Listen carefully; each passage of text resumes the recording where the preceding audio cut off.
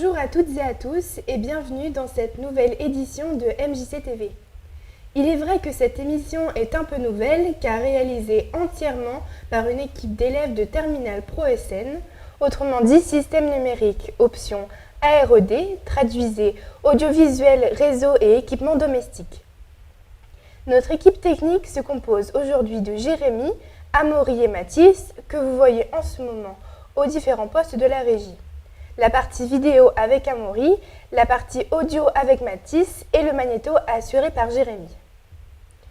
Ces jeunes ont préparé différents reportages pendant leurs 8 semaines de stage. Un retour sur le passé avec le marché de Noël en décembre 2018. Un autre sujet avec l'exposition Gérard sur les rats organisée par Éric Lardenois. L'actualité a permis à ces jeunes de réaliser de belles images sur la Grande Marée qui a eu lieu il y a seulement quelques jours. Ce n'est pas tout à fait vrai que ces élèves ont été les seuls à organiser cette émission MJC TV. Moi-même, qui a été sollicitée à leur demande pour présenter et animer cette édition, j'ai eu l'occasion de faire mon stage de découverte de classe de 3e pendant leur séjour à MJC Vidéo TV. Une de mes activités a consisté à réaliser un reportage sur mes collègues de terminale. En quelques minutes, voici le résultat de mon travail. Dans le cadre de mon stage obligatoire en entreprise de 3e, j'ai réalisé un reportage exposant le travail d'autres stagiaires de Terminal Pro SN, autrement dit système numérique. Amaury, Mathis et Jérémy ont accepté de répondre à mes questions. Pourquoi ont-ils choisi cette filière professionnelle SN ? Alors j'ai choisi cette filière car il y avait le domaine de l'audiovisuel qui me passionnait beaucoup, car moi j'adore faire des montages vidéo et j'adore le domaine du cinéma. J'ai choisi d'abord cette filière pour l'audiovisuel parce que l'audiovisuel me plaît énormément, surtout le domaine de l'audio, parce que moi à la base je voulais être régisseur son. Un stage obligatoire pour ces élèves de Terminal Pro. Oui, c'est obligatoire pour valider notre bac. Ouais, comme on est en formation professionnelle, on est obligé de faire des stages. Donc en seconde, on fait des stages 6 semaines dans l'année et après en première et en terminale, on fait 8 semaines. Ils ont choisi de faire un stage à MJC Vidéo TV. Pourquoi ? J'ai choisi la MJC Vidéo TV parce qu'on m'en a beaucoup parlé et puis parce que ça m'intéressait vu ce qu'on m'avait dit dessus. Un stage de combien de temps ? On est en stage pendant 8 semaines. Que pense-t-il de cette durée de stage ? Je pense que c'est encore trop peu parce qu'on n'a pas le temps non plus d'apprendre trop de choses. On a le temps d'apprendre mais de manière générale. C'est pas assez pour voir tout ce qu'il faut. Pendant ce stage, beaucoup d'activités leur ont été proposées. Lesquelles les ont particulièrement marquées ? L'activité qui m'a le plus marqué, c'est plus la profondeur de champ, parce que je trouvais ça super intéressant. Les interviews, car c'est difficile à réaliser. Ils ont découvert de nombreuses techniques lors de ce stage. Alors dès la première semaine, on a appris tout le fonctionnement d'une caméra. J'en ai appris énormément sur la caméra. Après on a appris le cadrage, la profondeur de champ. On a aussi appris toute la connectique d'un plateau télé à la régie. Et c'est super intéressant. Alors on a appris tout le fonctionnement d'un caméscope, le montage, les interviews, le cadrage, la connectique et comment faire une émission. Ce stage a-t-il modifié l'idée qu'ils se faisaient du métier ? Oui, ça m'intéresse énormément et ça m'intéresse encore plus maintenant l'audiovisuel. Ah oui, carrément. Maintenant, l'audiovisuel me passionne encore plus et ça me donne envie de continuer plus tard dans des études supérieures. Vous avez entendu des jeunes qui se préparent à leur avenir professionnel avec beaucoup de sérieux. J'ai remarqué l'enthousiasme de Mathis, Jérémy et Amaury pour toutes les activités qui leur ont été proposées. Attention. Chaque année, en décembre, l'Office du tourisme de Lamballe organise les écuries du Père Noël, bien connues de la plupart d'entre vous. De nombreuses animations sont proposées pendant ces 3 jours de festivités au Haras national de Lamballe. Dans les anciennes écuries agréablement aménagées, une centaine d'artistes et artisans proposent leur travail aux très nombreux visiteurs. Ce sont ces exposants que les stagiaires ont rencontrés et qui nous ont fait part de leurs impressions à travers ce reportage de Mathis. Premier après-midi, ce vendredi pour les écuries de Noël de Lamballe. Ce marché attire déjà la foule, qui vient de plus ou moins loin, les 3 jours, pour voir un haras transformé en marché de Noël. On peut y voir des stands, des artisans, pas moins d'une centaine, qui exposent leurs réalisations tout aussi intéressantes les unes que les autres. Quelques artisans ont accepté de nous parler de leurs activités. Je suis artiste plasticienne. Je travaille essentiellement l'estampe, c'est-à-dire la gravure et quel que soit le support, aussi bien le papier que l'argile. Et je m'en sers pour faire des bijoux, entre autres. Des gravures, je fais aussi la gravure sur cuivre. Et mes estampes, je m'en sers aussi pour faire de la mosaïque sur les tables. Alors mon métier c'est de cueillir des algues sauvages, de les sécher pour les conserver et les semaines après les cueillettes, de les cuisiner. Moi je suis sculpteur sur bois. Donc je fais de la sculpture sur bois et des bâtons de randonnée personnalisés. Quoi. D'accord. Avec quel bois vous faites ceci? Alors je travaille beaucoup avec de l'if pour les sculptures. De l'if, après il y a d'autres bois, il y a du cyprès, il y a du houx, du pommier. Et les bâtons, c'est plus il y a beaucoup de buis, du hêtre, du houx. Donc je suis potière depuis 2012 et donc je travaille uniquement le grès. Et donc je fabrique également mes émaux. Et voilà, je cuis tout ça à haute température. Donc notre travail de potier, c'est du travail d'atelier, les mains dans la terre. Et donc voilà, moi j'ai envie de faire du travail usuel, je ne fais pas de statues, je fais des objets utiles qui servent au quotidien, des bols, des tasses, des théières, voilà, ce dans quoi vous pouvez prendre vos petites déj le matin. Et voilà, mon idée c'est que ça serve, que ce soit, et puis que j'essaye de faire en sorte que ce soit joli. Ils nous ont même parlé de leurs impressions sur le cadre du haras. C'est un superbe bâtiment, moi je trouve ça absolument génial, c'est la première fois que je viens et je suis venue m'installer hier, j'ai croisé des chevaux. Je trouvais ça juste magnifique, quoi. Voilà, les chevaux la veille, nous le lendemain, les chevaux le surlendemain. Et le lieu est superbe, superbe. Formidable, hein. Il y a énormément de monde, beaucoup d'activités à l'extérieur. Donc c'est pour ça que je pense que c'est un marché qui plaît énormément à beaucoup de gens. Voilà. C'est autre chose qu'un marché de Noël avec des chalets ou des stands modernes, quoi. Donc c'est bien, moi j'aime bien. Et puis bon, il y a aussi beaucoup d'exposants, donc il y a plein de belles choses à voir, voilà, que malheureusement on n'a pas le temps de voir. Voilà. Nous avons aussi vu des stands de spécialités venant d'autres régions, comme les produits de Savoie, fromage et saucissons. Et même un stand de gâteaux à la broche.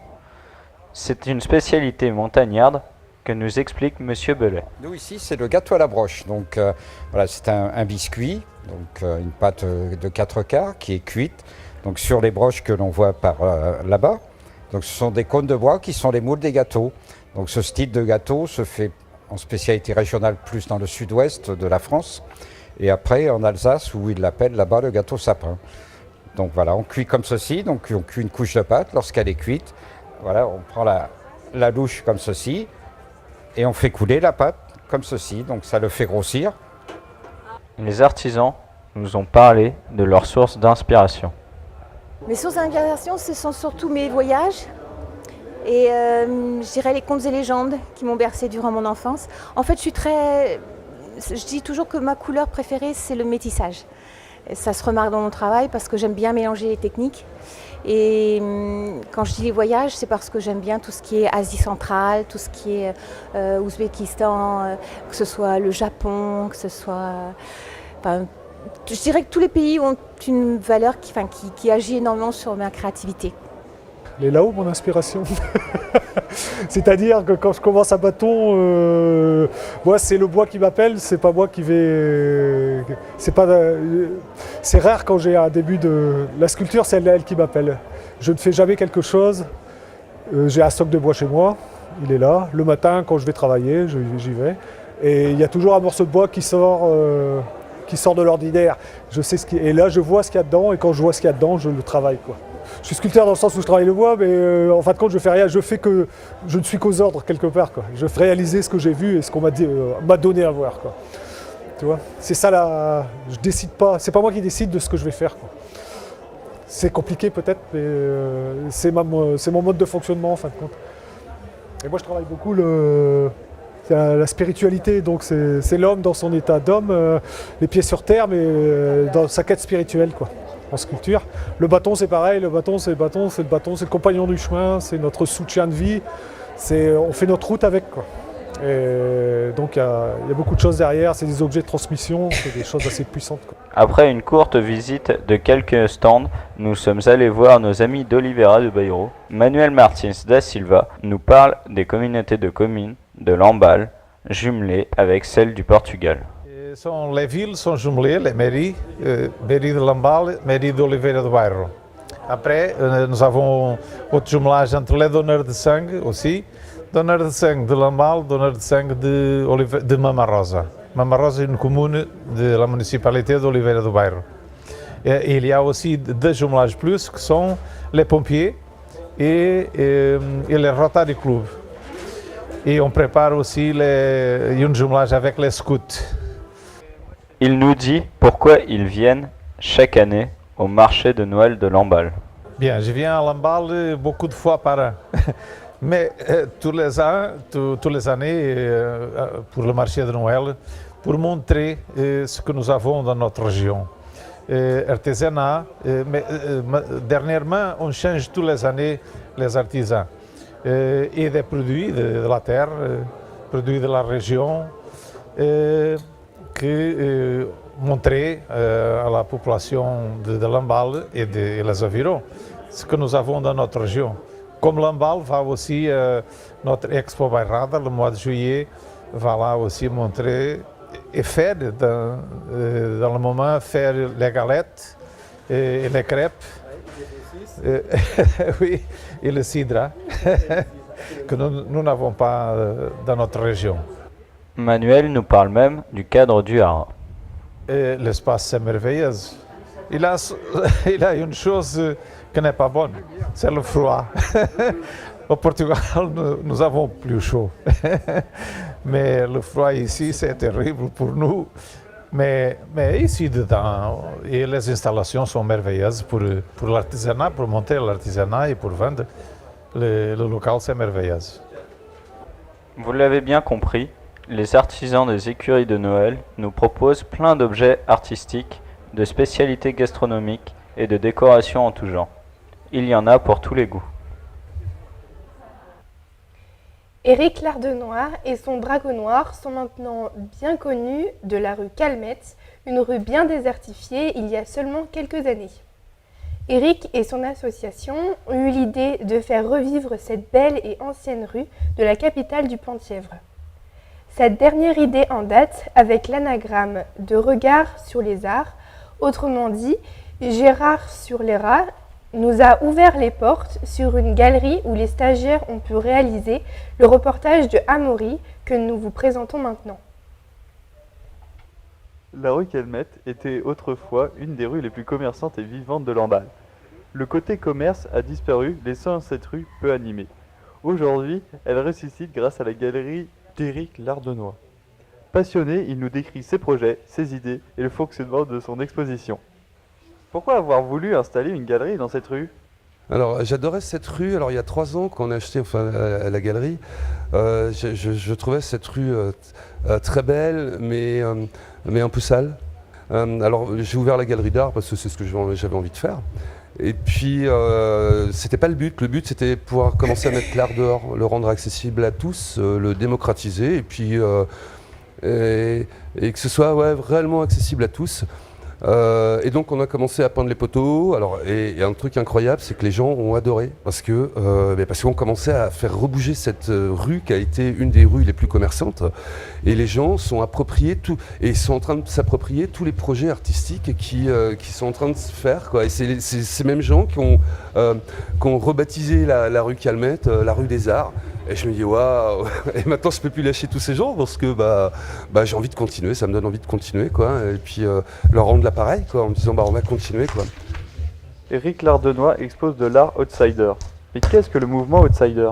Outsider, c'est plutôt des gens qui n'auraient pas de formation vraiment artistique, quoi, et qui le feraient déjà dans un premier temps parce qu'ils aiment peindre et que c'est un besoin et que c'est jusqu'à temps que quelqu'un leur dise mais c'est génial ce que tu fais, de quelqu'un de l'entourage proche, et qui leur dise mais tu devrais exposer tout ça. Et voilà, c'est déjà. Mais ici, on est en figuration libre, figuration brute, parce qu'on a un peu d'art brut aussi ici, et puis surtout l'imaginaire de tous les artistes, et puis surtout ce qu'ils ont à dire, parce qu'il y a beaucoup de messages dans toutes les toiles qu'on a ici. Alors des messages que les artistes ne veulent pas forcément faire passer, mais quand on regarde des toiles et quand on est attiré par des toiles, c'est que ça nous envoie quelque chose. Donc on peut en déduire aussi nos propres messages, quoi, sur des regards, sur des compositions, voilà. Pourquoi a-t-il choisi d'exposer ce type d'art ? Ah ben moi c'est ce qui me touche, quoi. Moi moi je veux pas démarcher les artistes, c'est les artistes qui viennent ici, et ce qui est intéressant c'est c'est déjà une rencontre humaine pour moi avec les artistes, et après c'est une rencontre artistique. Et quand les artistes en figuration libre comme ça me montrent leurs œuvres, moi j'ai besoin de faire waouh, c'est ce qui me plaît en fait, quoi. Qu'est-ce qui le passionne dans l'art ? Qu'est-ce qui me passionne dans l'art déjà déjà les œuvres par elles-mêmes, quoi. Et puis surtout les rencontres humaines. C'est quelque chose très important, je trouve. Au-delà de l'importance, c'est quelque chose de primordial, quoi, les rencontres humaines. L'humain est beaucoup au centre, quoi. Voilà, c'est ça qui me passionne. Isabelle et Josette, deux indépendantes, nous parlent du mouvement coworking. Alors on a avec Josette, Valérie, donc toutes les trois, on a un projet de création d'un espace de coworking, donc de travail partagé, sur Lamballe en fait. C'est quoi un espace de coworking ? C'est un lieu qui permet à des indépendants qui travaillent seuls de chez eux de venir travailler avec d'autres personnes, de créer du lien. Ça peut être aussi des salariés qui veulent aussi se rapprocher de chez eux et faire du télétravail, donc bosser à distance de son lieu d'entreprise. Et ça peut être aussi des chercheurs d'emploi qui ont besoin de trouver du boulot, mais qui sont un peu trop isolés. Et le fait aussi de se rassembler avec d'autres personnes, ça permet de créer une dynamique et pourquoi pas de développer aussi des liens et trouver du boulot, quoi. Donc c'est un lieu de partage autour de la thématique du travail, de l'emploi, du territoire, voilà. Éric nous explique son projet du Café des Arts. C'est continuer à faire un lieu plus grand et plus convivial. Et surtout, le Café des Arts, ça va être aussi un lieu où il va se passer beaucoup d'art vivant, parce qu'on a l'art plastique ici, mais on travaille aussi en art vivant, on a des expériences poétiques. Alors bon, nous, ce que je veux dire, on n'est pas sur le divertissement et on n'est pas sur le spectacle, on est plutôt sur de l'expérience poétique, des choses qui sont créées spécialement pour le lieu ou pour une idée que les artistes pourraient avoir. Donc voilà, en art vivant, on va avoir par exemple aussi des cafés philo. Ça c'est aussi, pour moi, c'est des expériences poétiques quand on discute autour d'une phrase philosophique, quoi. Par exemple, qu'est-ce que l'art ? Ça pourrait être ici. Il va y avoir aussi un cercle des poètes qui est en train de se créer, il va y avoir de l'art-thérapie. Voilà, pas mal de choses qui sont en train de se mettre en place parce qu'on a des talents qui ont envie de devenir partagés. Éric Lardenois a réussi à faire revivre la rue Calmette grâce à sa galerie d'art moderne et attire ainsi la curiosité des visiteurs. Nous recevons aujourd'hui sur notre plateau Monsieur Hervy, professeur au lycée Pro Sacré-Cœur de Saint-Brieuc. Bonjour. Bonjour Charline. Que pensez-vous des reportages que vous venez de voir, surtout sur la réalisation et la technique ? J'étais assez impressionné par le travail des élèves, de toute l'équipe, parce qu'il y a, vous ne voyez pas, mais il y a une trentaine de personnes peut-être sur le plateau. Dans les reportages, c'était de belle qualité. J'ai remarqué le cadrage, j'ai remarqué... surtout, c'était intéressant, le four était intéressant sur le côté vie locale, vie associative. Non, c'était très intéressant. Pensez-vous que vos stagiaires soient capables de réaliser une émission de télévision ? Dites-nous vos impressions. J'étais un peu surpris de la qualité du reportage, de la qualité de la réalisation aujourd'hui. J'étais en régie tout à l'heure, j'ai vu qu'ils étaient très, très concentrés sur sur leur travail, beaucoup de tension, parce qu'on sait que c'est pas évident, régler les problèmes techniques de dernière minute, etc.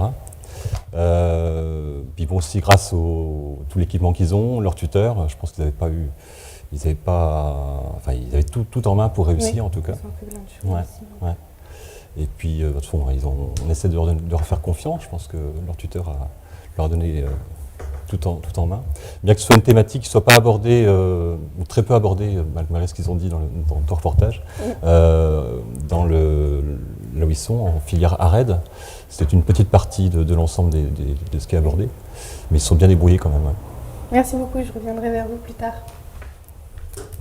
Les marées, phénomène bien connu en Bretagne, n'a pas échappé à la curiosité de nos stagiaires. Malgré le froid intense, les courageux stagiaires ont sorti leurs micros et caméras pour vous montrer les images qui vont suivre dans quelques instants. Ils ont invité Jean-Luc Guézigou qui nous a expliqué longuement tout ce qu'il faut savoir sur les marées. Et maintenant, place aux images de Jérémy, Amaury et Mathis. Ce mardi 22 janvier 2019, nous avons retrouvé Jean-Luc Guézigou, président de l'association Une chaloupe pour Daouet, qui nous présentera le phénomène des grandes marées. Je m'appelle Jean-Luc Guézigou, je suis le président de la Pauline, une association qui gère un vieux gréement à Daouet. Les marées, un curieux phénomène. Jean-Luc nous en parle avec plus de détails. Mais à quoi sont dues les marées ? Les marées, c'est un phénomène qui est dû à l'attraction lunaire et un petit peu à l'attraction solaire. L'attraction, vous savez, c'est le fait d'attirer quelque chose. Tout corps céleste dans l'univers provoque une attraction, c'est-à-dire il attire les autres. Mais comme chacun attire plus ou moins fort suivant sa taille et sa densité, la Terre est une des planètes de notre système assez dense. Je crois que c'est une des plus denses de notre système solaire. Et le Soleil qui est bien plus gros que la Terre est beaucoup moins dense. La densité, vous savez ce que c'est la consistance et l'épaisseur et la masse. La Terre étant assez dense, attire c'est pour ça d'ailleurs aussi qu'on a la gravité et qu'on ne flotte pas dans l'air, attire tout ce qu'elle peut autour d'elle. Donc elle attire la Lune, mais la Lune ayant elle-même une attraction, va aussi attirer ce qui se situe sur la surface de la Terre. Et les parties mobiles qui sont sur la Terre, comme l'eau, et donc l'eau qui est mobile va être attirée par la Lune et un peu par le Soleil. Un peu par le Soleil parce que le Soleil est beaucoup plus loin, bien qu'il soit beaucoup plus gros. Comme il est beaucoup plus loin, la force d'attraction du Soleil sera 2 fois moins forte que l'attraction provoquée par la Lune. Alors, j'en viens maintenant à la question. La Lune tourne autour de la Terre et elle met 28 jours pour faire le tour de la Terre. Elle met 28 jours, un quart. C'est ce qui fait que tous les 28 jours, un quart, elle va se retrouver au même endroit. Donc, la Terre tournant, elle en 24 heures, il va donc y avoir un retard de 50 minutes. Ces 50 minutes de retard expliquent la marée qui va avoir du retard aussi. Alors, comme il y a 2 marées par jour, il y en a une soit le matin et le soir, soit à minuit ou en pleine nuit et en plein après-midi. Ces 2 marées vont être séparées d'environ 12 heures, et un peu plus de 12 heures, en fait, elles vont être séparées de 12h25. 25 étant la moitié des 50 minutes qui sont en plus pour la rotation de la Lune. Pourquoi avons-nous des marées plus importantes que d'autres ? Quand les 3 astres sont à peu près alignés, ou plus ils sont alignés, plus les marées vont être importantes, puisque lorsque vous allez avoir un alignement Soleil, Lune, Terre, les 2 astres Soleil et Lune vont tirer dans le même sens. Donc l'eau va être attirée beaucoup plus fortement et ça va donc provoquer une plus grande quantité d'eau en mouvement, donc des marées plus fortes. À l'inverse, et ça s'appelle, alors je vous le dis comme ça, ces périodes où le Soleil et la Lune sont alignés avec la Terre, ça s'appelle la syzygie. Syzygie, ouais, c'est un nom, ça fait bien de le dire, ça fait savant. Inversement, lorsque le Soleil et la Lune ne tirent pas dans le même sens, n'attirent pas l'eau dans le même sens. Lorsqu'il y en a un qui, on va dire, attire vers le nord et puis l'autre, on va dire, vers l'est, quoique ça ne veut rien dire ça veut dire que ça forme un angle à 90 degrés et l'un et l'autre tirant dans des directions opposées, l'eau va être attirée un petit peu par les deux et donc ne va pas monter ou ne va pas descendre très bas. Ce sera la période des mortaux, c'est-à-dire ce sera le contraire des grandes marées. Le marnage, Un mot peu connu du grand public. Mais à quoi correspond ce drôle de terme? Le marnage, c'est donc un terme qu'on utilise quand on parle des marées. Le marnage, c'est la différence de hauteur entre une pleine mer et une basse mer. Donc entre une marée haute et une marée basse. Dans certains endroits du sud de la France, sur les côtes de la Méditerranée, les marées sont très peu présentes. Mais pourquoi? Alors, il y a des marées en Bretagne et on va dire sur toute la côte de la Manche et de l'Atlantique, depuis donc même bien plus loin que ça, en Norvège, il y a des marées, surtout de la côte ouest du continent européen, donc même l'Espagne, le Portugal et même le Maroc. Et il n'y en a pas en Méditerranée. Quand on dit le sud, c'est qu'en Méditerranée, hein, parce qu'il ne faut pas dire qu'il n'y a pas de marée dans le Pays Basque, par exemple, parce que là, il y a des marées moins fortes que chez nous, mais il y a des marées. Alors pourquoi il n'y en a pas en Méditerranée? En fait, il y en a, parce que l'eau, elle est universellement attirée par la Lune ou par le Soleil. Hein. Il n'y a pas de racisme dans les endroits, mais c'est tout simplement que la Méditerranée étant une mer fermée, l'eau est limitée et une mer fermée profonde en plus. La Méditerranée, il y a quand même des endroits où ça va jusqu'à 4000 mètres de profondeur. Donc la mer étant fermée, pratiquement, hein, le détroit de Gibraltar, il y a combien? 20 km, même pas, je crois. Donc l'eau ne peut pas beaucoup bouger à l'intérieur de cette prison un peu. Et donc ce qui fait que le marnage, dont on a parlé tout à l'heure, donc la différence de hauteur entre la pleine mer et la basse mer, en Méditerranée, c'est maximum 40 cm. Alors que chez nous, ici, dans la baie de Saint-Brieuc, aujourd'hui et demain, ça va être 12,60 m. Le maximum qu'on puisse avoir, c'est 12,85 m. Dans la baie du Mont-Saint-Michel, et un peu plus loin par là-bas, c'est 13,60 m. C'est la troisième baie au monde. La baie du Mont-Saint-Michel, c'est la troisième baie au monde pour l'amplitude des marées, pour le marnage. La plus grande se trouve au Canada. Un autre mot encore mal connu, l'estran. C'est encore Jean-Luc qui nous l'explique. L'estran, c'est la zone de balancement des marées. Alors j'explique le balancement des marées. Et bien l'estran, c'est toute la zone qui est tantôt recouverte par la mer, tantôt découverte quand c'est marée basse. Donc l'estran, c'est ce qui va de la plus basse mer, qu'on appelle le zéro des cartes, c'est-à-dire là où la mer ne peut pas se retirer plus loin. Ça va du zéro des cartes jusqu'à la limite maximum, là où la mer peut monter. Nous pouvons constater que le phénomène des marées trouve l'essentiel de son explication dans l'astronomie. Malgré les nombreuses avancées dans ce domaine, il reste encore beaucoup de choses à découvrir et ça n'en reste pas moins un phénomène plutôt dangereux. Nous reprenons notre interview avec Monsieur Hervy. Alors pourquoi y a-t-il des stages en section pro alors qu'il n'en existe pas en section générale et technologique? La section pro, ça veut dire pro, c'est l'abréviation de professionnel. Donc c'est la grosse différence entre lycée général et lycée technologique, enfin lycée pro, pardon. C'est qu'en fait, il y a toute une partie de la formation qui se fait en entreprise. Et c'est un gros avantage pour les élèves qui suivent cette formation parce qu'ils ont, à la fin de leurs 3 ans ou terminale, ils ont un savoir-faire acquis en entreprise. Ils ont des lignes à mettre dans leur CV. J'ai travaillé à tel endroit parce que c'est vraiment du travail. Et on ne parle pas tellement de stage, on parle de formation, vraiment de formation en entreprise. Donc c'est un quart de la formation sur les 3 ans, seconde, première, terminale, un quart de la formation qui se fait en entreprise. Et c'est un vrai plus pour les élèves. En fait. Que pensez-vous de 22 semaines de stage? Est-ce suffisant ou trop juste? Après, c'est imposé par le ministère, en fait, hein, ce nombre de semaines. Plus, ce serait peut-être intéressant, mais ça voudrait dire aussi plus de semaines d'entreprise, plus d'entreprises monopolisées. C'est vrai qu'un stagiaire en entreprise, c'est du temps pour la personne qui va s'en occuper, donc c'est pas facile non plus. Puis ce serait peut-être plus difficile de trouver 23, 24, 25 semaines de stage. Ça serait peut-être plus compliqué. C'est bien 22. Ouais, je pense que c'est bien équilibré. Ouais. Pourquoi avez-vous choisi d'être professionnel en bac professionnel? J'ai choisi d'être professeur, c'est pour plusieurs raisons. Je m'ennuie un petit peu dans une activité professionnelle. Ça fait que 3 ans que je suis professeur, hein, c'est pas très vieux. J'avais mon entreprise en service informatique auparavant. Et puis je ronronnais un petit peu dans mon métier, donc je voulais passer à autre chose. Et j'ai eu l'opportunité de rentrer au lycée Sacré-Cœur à Saint-Brieuc. C'est vrai que j'avais l'envie de partager un peu mon savoir. Puis je crois aussi que le partage s'accroît lorsqu'on le partage.